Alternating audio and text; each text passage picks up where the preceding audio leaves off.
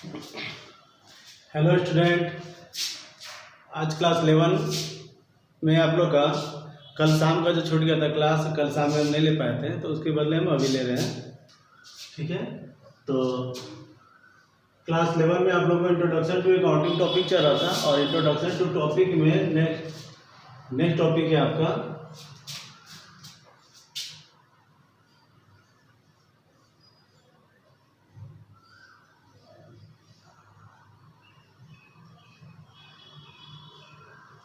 Branches of.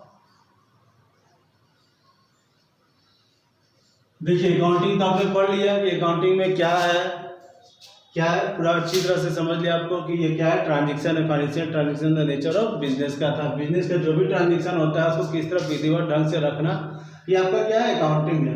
अब accounting जो होता है वो कितने तरह के होते हैं, तो अकाउंटिंग को बांटा गया है, देख लीजिए।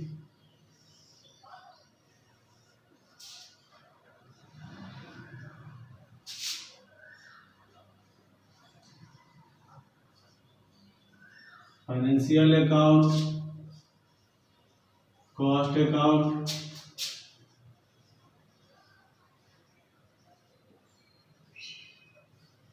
मैनेजमेंट, तीन तरह से बांटा गया। फाइनेंशियल अकाउंट, कॉस्ट अकाउंट और मैनेजमेंट अकाउंट। फाइनेंशियल यानी जो फाइनेंस है,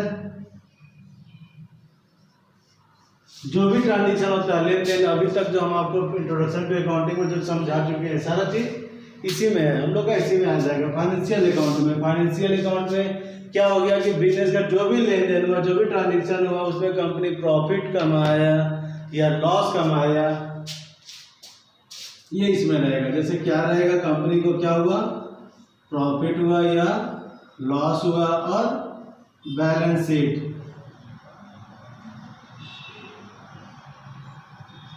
कंपनी में प्रॉफिट हो रहा है या लॉस हो रहा है, और फिर साल के लास्ट में बैलेंस शीट जो होता है, ये हमारा फाइनेंशियल अकाउंट में ही आता है।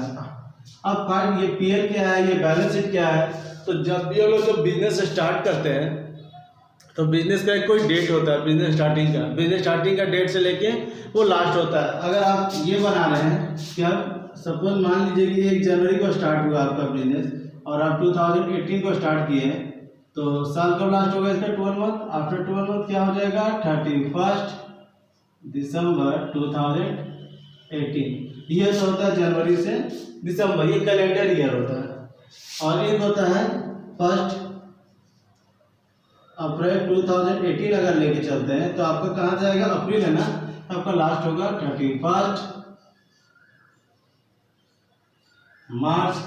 अप्रैल खत्म, अप्रैल से स्टार्ट हुआ, तो अब जाएगा लास्ट होगा नेक्स्ट ईयर का मार्च में 2018 में। ये जो 1 साल का काम होता है, ठीक है, समझ रहे हैं। इसी डेट को लेकर चलिए, इसी पर चलते हैं।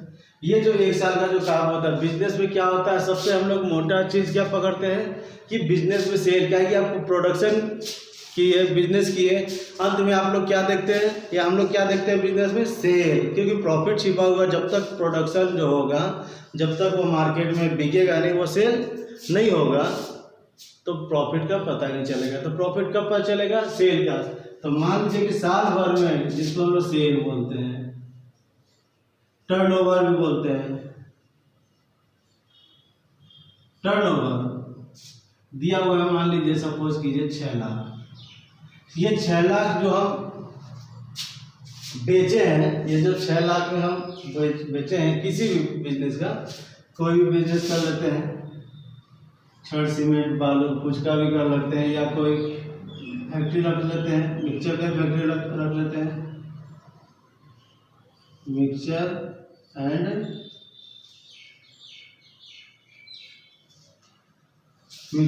बिस्कुट का मान लीजिए कि हम फैक्ट्री किए हैं, तो हम टोटल साल भर में कितना बेचे, 6 लाख का।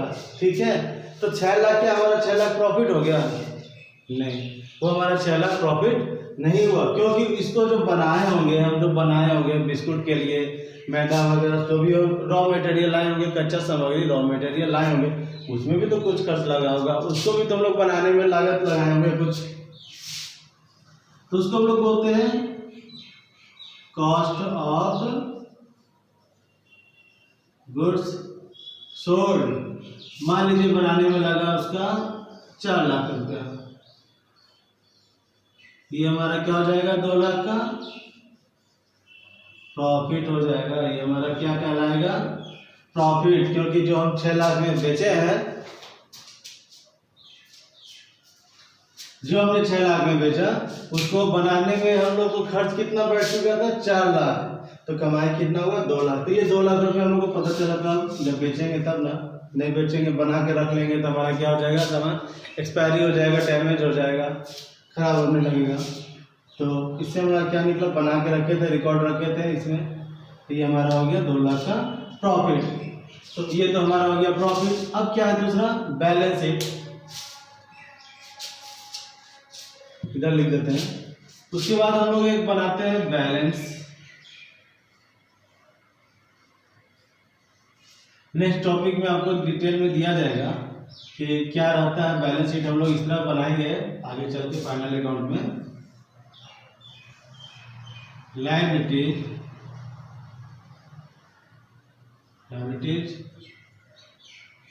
अमाउंट, और इधर होता है एसेट्स, अमाउंट। एसेट तो आप जैसे पढ़ते जाएंगे उतना मिलते जाएगा, लेकिन एसेट फिलहाल हम यहाँ पे आपको 2 तरह का बता रहे हैं। एक होता है फिक्स्ड एसेट्स, फिक्स्ड एसेट्स, और एक होगा करेंट एसेट्स।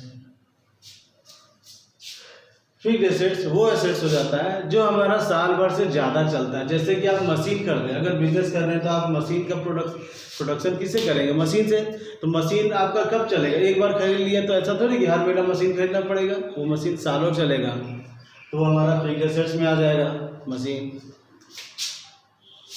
आपका मशीन हो गया, प्लांट पीसी में आ जाता है, प्लांट एंड मशीन जो हम लोग लिखते हैं। दूसरा, अगर आप फर्नीचर लगाए हैं, दुकान की है जो फर्नीचर लगाए, फर्नीचर भी तो नहीं कि हर 2 महीना 3 महीना में चेंज करेंगे, फर्नीचर भी हो गया हमारा।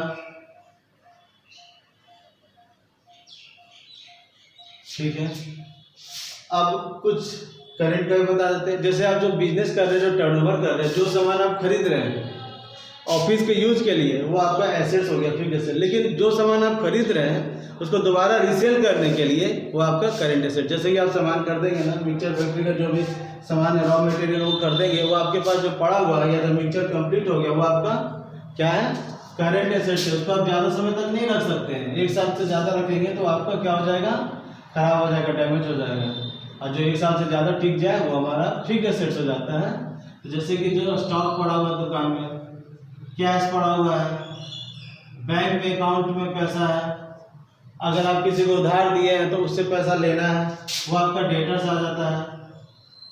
तो डेटर्स यानी जिसको आप उधार दिए तो उसके लिए हमने आपको बताया था ना, फाइनेंशियल में सब रिकॉर्ड खोलते हैं लोग ट्रेंड, इसमें लेजर में जिस पार्टी को दिया, हर एक पार्टी के लिए अलग अलग, जितना कस्टमर सबके लिए अलग अलग हम लोग हिसाब रखते हैं। 1 कस्टमर के लिए 1 अकाउंट बनाते हैं, वो हमारा डेटर्स में आ जाता है। अगर बिजनेस करने के लिए अगर आपने अपना बिल्डिंग ही खरीद लिया है, कोई बिल्डिंग खरीद लिया है कि हाँ उसी के अंदर बिजनेस करना है, तो वो बिल्डिंग में आपका क्या कहलाएगा,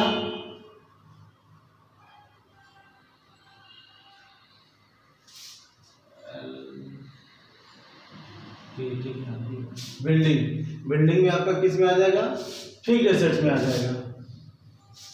अब हो जाता है एक लायबिलिटीज में तो आप अपना बिजनेस है, आप बिजनेस स्टार्ट किया तो घर से जो भी पैसा लगा है वो आपका क्या है, आपका अपना पैसा है, तो आपका कैपिटल कहलाता है। लेकिन कंपनी के तौर पे क्या है कि आप जितना भी पैसा लगाए हैं, तो ऐसा थोड़ी कि 8 लाख लगाए हैं और हम उसको घाटा करते करते उसको पहुंचा दें, माइनस में कर दें, जीरो में कर दें, नहीं।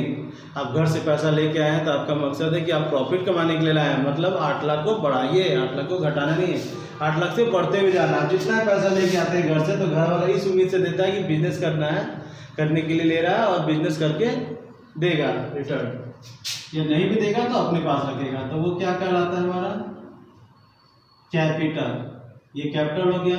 और बिजनेस स्टार्ट करने के लिए तो ठीक है कैपिटल लगाया, एसेट्स वगैरह खरीदा, लेकिन मान लीजिए मशीन को खरीदने के लिए उसके पास पैसा नहीं था, वो क्या क्या हम लोग लेते हैं ना, रिपोर्ट देते हैं। लोन लेने के लिए बताया था ना इंट्रोडक्शन टू अकाउंटिंग में, लोन लेने के लिए क्या करते हैं, रिपोर्ट करते हैं, रिपोर्ट लेते हैं, देते हैं। तो उसके लिए हम लोग मान लीजिए मशीन लिए, मशीन जो है था 1.5 लाख का, हम उसको 50,000 दिए थे, 1 लाख का लोन लिए थे। वो लोन भी हमारा जो बैंक से लोन लेते हैं वो भी हमारा 2 साल 3 साल 5 साल का लोन रहता है, तो लोन भी हमारा हो जाएगा। बैंक से लोन लिए 100 आ जाएगा। फिर शॉर्ट टर्म में हमारा क्या आ जाता है, जैसे हम किसी दुकानदार से उधार लिए, क्रेडिटर्स, आउटस्टैंडिंग किसी को देना है, अभी तक दिए नहीं है, आउटस्टैंडिंग एक्सपेंसेस, और ये दोनों हमारा क्या होना चाहिए, इक्वल आना चाहिए।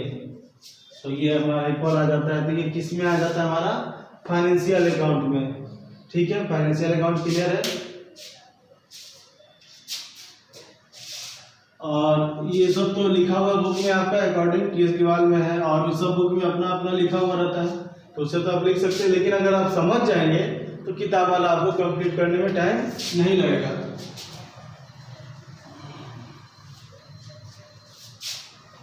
नेक्स्ट बताते हैं कॉस्ट अकाउंट।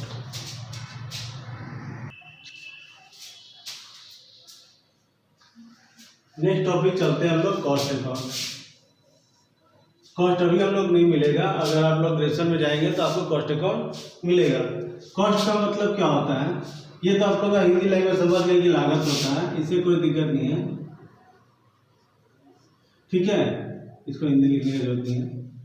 तो कॉस्ट, अब एक एग्जांपल समझ लीजिए कि अगर हम मान लीजिए कि इंस्टीट्यूट चला रहे हैं और हमारे पास 200 बच्चा है, और हम क्या करना चाह रहे हैं कि अपने इंस्टीट्यूट में सभी बच्चे को हम एक बैग देना चाह रहे हैं। तो हम लोग मार्केट से पूछते हैं कि बैग का कॉस्ट क्या है, तो हम लोग सभी तरह से पूछ जाते हैं। तो अगर बैग का दाम बताता है, बैग का दाम बता रहा है 200, कोई 250, कोई 300, तो हम लोग क्या करेंगे, कॉस्ट नहीं लेंगे, हम लोग 300 तो नहीं लेंगे, हम लोग एवरेज में मान लीजिए कि एवरेज में अगर हम लोग 250 लेते हैं और हम लोग 200 स्टूडेंट है हमारे पास, तो कितना आ जाएगा, 50,000। तो क्या हम उसको 50,000 पे कर देंगे, नहीं, क्योंकि हम लोग क्या करेंगे, क्वांटिटी बढ़ाएं तो हम लोग उसका कॉस्ट सोचेंगे कि कम हो जाए। तो कॉस्ट का मतलब को, या फिर तो वो क्या करेगा, या वो दुकानदार भी बोलेगा कि नहीं आप इतना क्वांटिटी लेंगे तो हम आपको कम कर देंगे, ये मार्केट पे भी डिपेंड करता है। तो क्या करेगा वो कॉस्ट में, वो पहले रॉ मटेरियल का दाम जोड़ेगा, फिर लेबर जोड़ेगा, फिर अदर एक्सपेंसेस जोड़ के, मान लीजिए कि अगर इसका आता है 120 रुपया, लेबर जोड़ेगा 30 रुपया और 20 रुपया, जोड़ के कितना आ रहा है, 170 रुपया, प्लस वो अपना प्रॉफिट भी तो लेगा। तो प्रॉफिट डिपेंड करता है कि अगर वो ज़्यादा प्रॉफिट कहीं मांग दिया इसमें, जैसे 170 हो रहा है और ये बेच रहा है कितना में, अभी 80 रुपया का प्रॉफिट ले रहा है, तो 250 में बेचेगा, सेल क्या हो जाएगा 250। तो अगर 180 रुपया का, अगर हम 80 रुपया प्रॉफिट कमाने के चक्कर में हम 200 पीस पे लेंगे तो वो कहीं और जाएगा, कोई और कॉस्ट कर देगा। तो क्या करना होगा, इसको प्रॉफिट, एक बैग बेच रहा है तब अगर एक साथ 200 बैग बेचेगा तो कोई जरूरी नहीं है कि वो उतना ही प्रॉफिट ले, बल्कि क्या कर सकता है, प्रॉफिट में ही घटा सकता है, क्योंकि कॉस्ट तो उसका वही लगेगा, कॉस्ट पे डिपेंड करता है। कॉस्ट यानी कि जो बनाने में उसको तैयारी करना जितना लगा कॉस्ट। कॉस्ट वहाँ भी बनता है, जैसे कि कॉस्ट जो होता है रेगुलर नहीं बनता, जैसे फाइनेंशियल अकाउंट तो रेगुलर बनता है। कॉस्ट क्या बनता है, कॉस्ट अकाउंट हम लोग बनाते हैं, टेंडर में भी बनाते हैं। तो टेंडर में क्या होता है, जैसे कोई पुल बनाने का ठेका मिला तो पुल क्या हमेशा बनते रहेगा, नहीं ना। एक पुल बनाने का, एक जगह का पुल बनाने का क्या होगा कि 1 साल 2 साल, तो वो लागत देखेगा, इसका लेबर में, इसमें मटेरियल कितना लगा, गिट्टी कितना लगा, बालू कितना लगा, सीमेंट कितना लगा, मशीन को जो लेके उसका रेंट कितना लगा, लेबर कितना लगा, उस पर डिपेंड करता है। उसके बाद वो अपना प्रॉफिट डिपेंड करता है कितना लेगा। अगर ज़्यादा प्रॉफिट लेगा तो हो सकता है कोई और आ जाए, कोई और काम कर देगा, कम प्रॉफिट में कर देगा, तो वो भी हमारा हो जाता है, कॉस्ट में ही होता है, कॉस्ट पे डिपेंड करता है, क्योंकि वो रेगुलर नहीं चलेगा। लेकिन ये जो बिजनेस है आपका, ये हर साल चलते जाएगा, बढ़ते जाएगा। लेकिन कॉस्ट वाला होता है कि पुल बन गया, काम कंप्लीट, फिर उसको कोई और ठेका लेना होगा, कॉन्ट्रैक्ट लेना होगा, तो ये डिपेंड करता है। आप एक शब्दों में और समझ सकते हैं कि अगर जो आप बिजनेस कर रहे हैं, आप जो प्रोडक्शन कर रहे हैं, ये आप एक मिक्सचर का, जैसे आपने कहा था ना, यहाँ पे हमने एग्जांपल दिया था मिक्सचर का, बिस्कुट का, तो बिस्कुट का अगर प्रोडक्शन कर रहे हैं तो आप कैसा बिस्कुट बना रहे हैं, उसका कॉस्ट क्या रख रहे हैं, कॉस्ट यानी कि उसका प्राइस क्या रखते हैं, इस पर भी डिपेंड करता है। अगर मान लीजिए कोई ब्रांडेड कंपनी वाला 80 रुपये में दे रहा है और अगर आप भी 80 देंगे तो वो आपका कस्टमर नहीं लेगा, वो बोलेगा कि जब हमको सेम रेट है तो हम क्यों लेंगे, हम सेम रेट पे क्यों लेंगे, हम ब्रांडेड चीज़ क्यों नहीं लेंगे। तो वो भी है, ब्रांड चीज़ ले सकते हैं। या फिर कॉस्ट रखेंगे हम, अगर मान लीजिए हाई फाई बना रहे हैं, हाई फाई मतलब बढ़िया क्वालिटी भी दे रहे हैं और वहाँ का जो एरिया है मान लीजिए कि वहाँ ज़्यादा विकसित नहीं है और हम वहाँ पे ब्रांडेड महंगा सामान बेचेंगे तो लोग वहाँ पे नहीं लेगा। तो हमको समय जगह को देखते हुए भी बनाना है कि अगर जो कम जहाँ विकसित नहीं है और अगर हम वहाँ पे कुछ सामान प्रोडक्ट करके बेचना चाहते हैं तो उस हिसाब से वहाँ के एरिया के हिसाब से बेचना पड़ेगा। अगर ज़्यादा विकसित नहीं है तो वहाँ लोग कम प्राइस का सामान रखना पड़ेगा। और जैसे कि मेट्रोपॉलिटन सिटी में बेचते हैं तो वहाँ पे हमको क्वालिटी में भी प्रोडक्शन करना पड़ेगा, क्वालिटी भी अच्छा देना पड़ेगा और प्राइस भी रखेंगे तो वहाँ मिल सकता है। लेकिन वही जगह जाके अगर हम लोग गाँव देहात एरिया में बेचते हैं वो ब्रांडेड चीज़ तो वो चीज़ नहीं बिकेगा, वहाँ पे उस हिसाब से जगह के हिसाब से हमको दाम कम करना पड़ेगा। तो ये हमारा हो जाता है कॉस्ट अकाउंट में आ जाएगा। अब है हमारा नेक्स्ट मैनेजमेंट अकाउंट। नेक्स्ट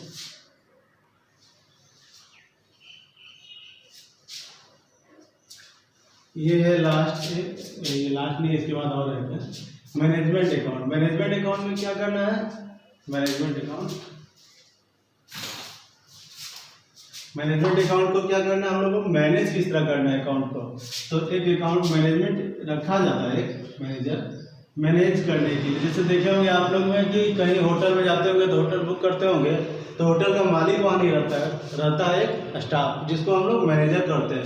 और स्टाफ और भी होता है जो काम करता होगा रूम में जाके साफ सफाई करना, पहुँचाना खाना वगैरह, तो वो स्टाफ नहीं। एक होता है होटल काउंटर में मेन जगह पे मैनेजर के तौर पे एक रहता है। उसका काम क्या है कि वहाँ का देखभाल करना, वहाँ का सभी काम को मैनेज करना, सही ढंग से मैनेज करना। या डेंटिंग पेंटिंग कहीं कुछ गिर रहा है, छज्जा वगैरह टूट फूट के गिर रहा है तो उसको मैनेज करना है। बाहर में पार्किंग है तो पार्किंग का सही से पालन हो रहा है कि नहीं, और ऐसा नहीं कि गेट के पास गाड़ी जाम कर दिया है, तो उसका काम होता है मैनेज करना। और एक एग्जांपल है कि मान लीजिए कि अगर देखे होंगे आप लोग दुकान में अपने घर के अगल बगल में कहीं भी कि जो बिस्कुट पहले मिलता था 2 रुपया में, और 2 रुपया में अगर मान लीजिए कि कोई क्रीम बिस्कुट देखे होंगे ना आप लोग,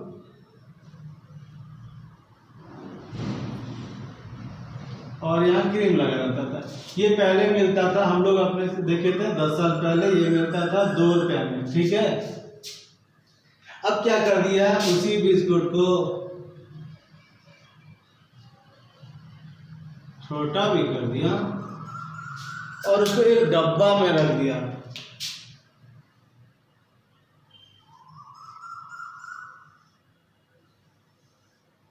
ये पैक कर दिया। अब इसका कॉस्ट कितना हो गया, 10 रुपया। यानी कि उसको सही ढंग से सजा के उसको मैनेज कर देना ही आपका हो जाता है मैनेजमेंट। तो मैनेजमेंट ये सब लोग नहीं पढ़ते हैं, बहुत कम। ये पढ़ने के लिए क्या है कोर्स, इसका नाम, जो लोग BBA करते हैं, BBA MBA, वो लोग स्पेशली यही चीज़ पढ़ते हैं, मैनेजमेंट अकाउंट की मैनेज कैसे करना है किसी भी चीज़ को। या फिर एक समझ लीजिए कि मान लीजिए कोई इंस्टीट्यूट चला रहा है और इंस्टीट्यूट में टीचर जो है बहुत ही अच्छे फैकल्टी हैं, टीचर हमारे जो है बहुत अच्छे हैं कि बच्चे को अच्छे समझाते हैं, लेकिन उनका एक प्रॉब्लम क्या है कि वो टाइम टेबल नहीं है। अगर उनका शाम में 5 बजे टाइम है तो वो कभी 5:30 में आते हैं, 6 में चले जाते हैं।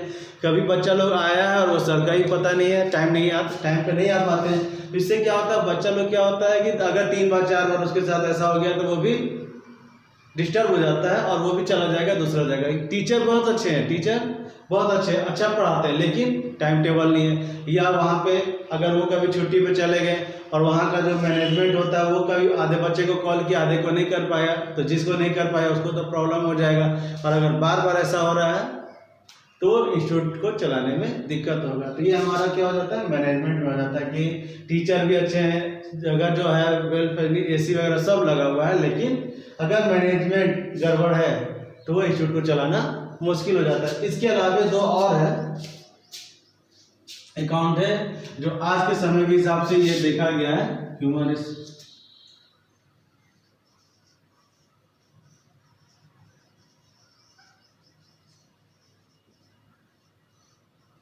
रिसोर्स, ठीक है।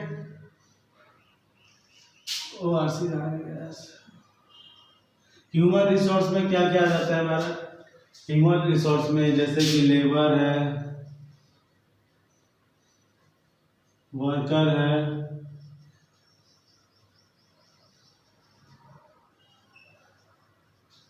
एम्प्लॉय है, ये सब हमारा ह्यूमन रिसोर्स में आ जाता है। कि कहीं भी देखते हो ना कि झुंड में रहता है, कहीं बिल्डिंग बनाना है, अपार्टमेंट बनाना है, तो उसके लिए भी लेबर का भी हम लोग को जरूरत पड़ता है। लेबर है, वर्कर हो गया, या एम्प्लॉय, किसी भी फैक्ट्री में कितना वर्कर लोग काम कर रहा है।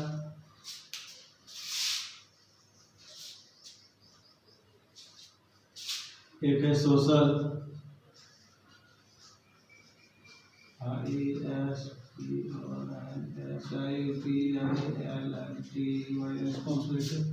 Social responsibility. एक है सोशल रिस्पॉन्सिबिलिटी। सोशल रिस्पॉन्सिबिलिटी आज के डेट में आप देख रहे होंगे, हमारे यहाँ जो लॉकडाउन हुआ है, तो क्या हो रहा है कि नदी बहुत साफ दिख रही है, दूर से पहाड़ भी दिख रहे हैं, हिमालय पर्वत भी दूर से दिख रहे हैं। क्यों? सोशल रिस्पॉन्सिबिलिटी ये जो होते हैं, जो गंदा कर देते हैं, जैसे कि हम जो फैक्ट्री चला रहे हैं, उसका जो मटेरियल निकलता है, हम लोग क्या करते थे, पहले नदी में बहा देते थे। तो अभी क्या है, सोशल रिस्पॉन्सिबिलिटी का काम हो रहा है अभी के समय को देखते हुए, कि बहुत सी फैक्ट्रियाँ बंद है, और फैक्ट्रियाँ बंद होने से की वजह से क्या है कि प्रदूषण नहीं हो रही है, धुआं नहीं निकल रहा फैक्ट्री का, कचरा मटेरियल जो निकलता था, कचरा स्क्रैप वैल्यू, वो नदी में बहा दिया जाता था। इससे क्या होती थी, हमारी नदियाँ दूषित हो गई थी, जो अभी साफ दिख रही है अभी की स्थिति में आप देख रहे होंगे। तो वो भी हमारा क्या है, सोशल रिस्पॉन्सिबिलिटी। अगर वो नदी गंदा हो जाती है, या जहाँ कचरा हम जाके कहीं, ये जो बिजनेस है, इसका जो रॉ मटेरियल, जो स्क्रैप वैल्यू, जो स्क्रैप जो आ जाता है, उसको हम ले जाके कहीं फेंक देते हैं, और उससे क्या होता है, अगल बगल के रहने वाले को दिक्कत होती है, तो वो लोग कंप्लेन करेंगे। तो उसके लिए भी हम लोग को अकाउंट करना पड़ता है, हम लोग को ध्यान देना पड़ता है। ये हमारा इसी में आ जाता है, सोशल रिस्पॉन्सिबिलिटी को। ठीक है, क्लियर है कि हमारा जो भी फैक्ट्री है, उसका जो भी रॉ मटेरियल निकलता है, उसको हम ऐसे जगह पे बहाएं जिससे किसी को दिक्कत नहीं हो, कि वहाँ जहाँ रहता है लोग, वहाँ पे ये सब का कोई प्रॉब्लम ना हो। तो आज के लिए हमारा इतना ही, और नेक्स्ट वीडियो में आने के लिए थैंक यू।